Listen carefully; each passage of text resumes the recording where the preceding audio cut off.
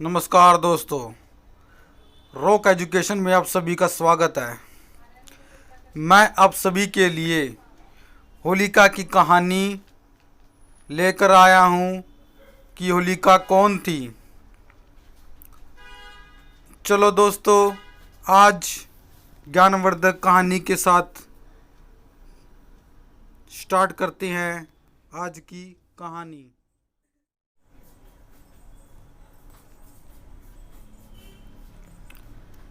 सतयुग में महर्षि कश्यप की कई पत्नियां थीं, जिनमें से एक दिति भी थी।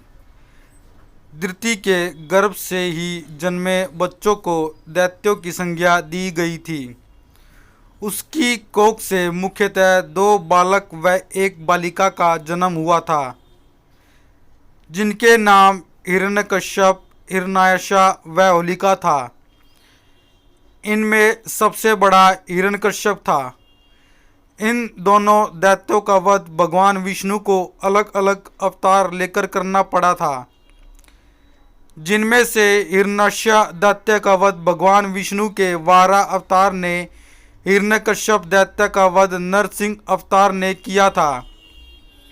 होलिका को भगवान ब्रह्मा का वरदान होलिका ने भगवान ब्रह्मा को कठिन तपस्या की थी और उनसे एक विशिष्ट वरदान प्राप्त किया था। दरअसल होलिका को भगवान ब्रह्मा से यह वरदान प्राप्त था कि कोई भी अग्नि उसे कभी जला नहीं पाएगी। इसी के साथ ब्रह्मा ने कहा था कि यह वरदान तभी प्रभावी होगा जब वह इसे स्वयं की रक्षा करने या दूसरों की भलाई करने के उद्देश्य से प्रयोग में लाएगी। इस वरदान को पाकर होलिका बहुत खुश हो गई थी। अब तीनों लोकों की अग्नि भी उसे जलाकर भस्म नहीं कर सकती थी।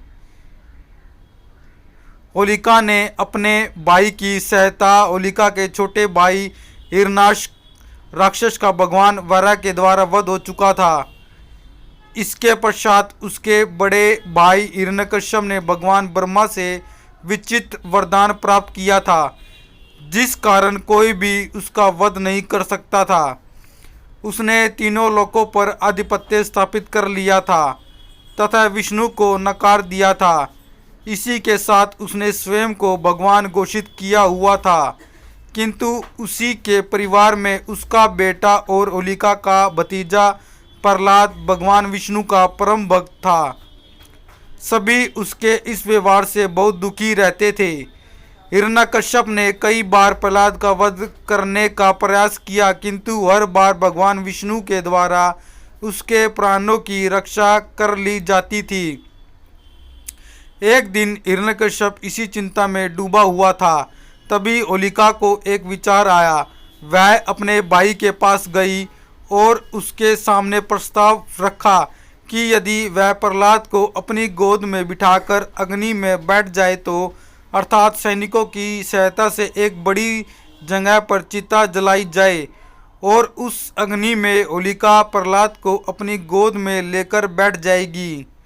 चूँकि उसे तो भगवान ब्रह्मा का वरदान प्राप्त था, इसलिए उसे कुछ नहीं होगा। लेकिन प्रहलाद उस अग्नि से निकलकर भागने ना पाए, इसलिए वह उसे कसकर पकड़कर रखेगी, तभी वह वही जलकर भस्म हो जाए।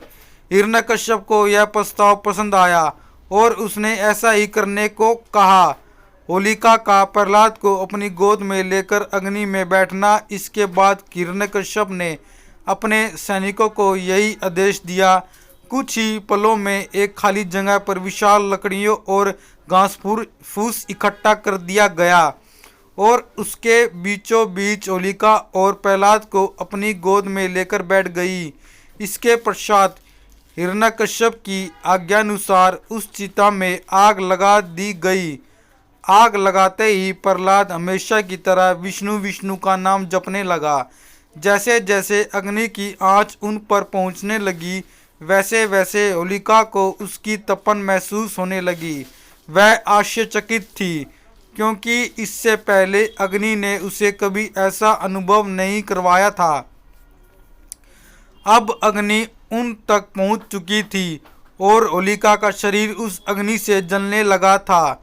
तो वह प्रहलाद निश्चिंत होकर बैठा था और विष्णु विष्णु जपे जा रहा था।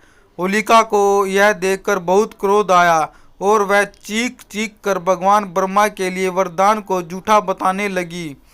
यह देखकर भगवान ब्रह्मा ने उसे दर्शन दिए और कहा कि यह वरदान देते समय उन्होंने उससे कहा था कि यह तभी प्रभावी होगा जब वह इसे स्वयं की रक्षा करने या दूसरों की भलाई के लिए प्रयोग में लाएगी। यदि वह इस वरदान का दुरुपयोग करेगी तो वह स्वतः ही निष्पक्षभावी हो जाएगा। यह कहकर भगवान ब्रह्मा अंतर्धान हो गए।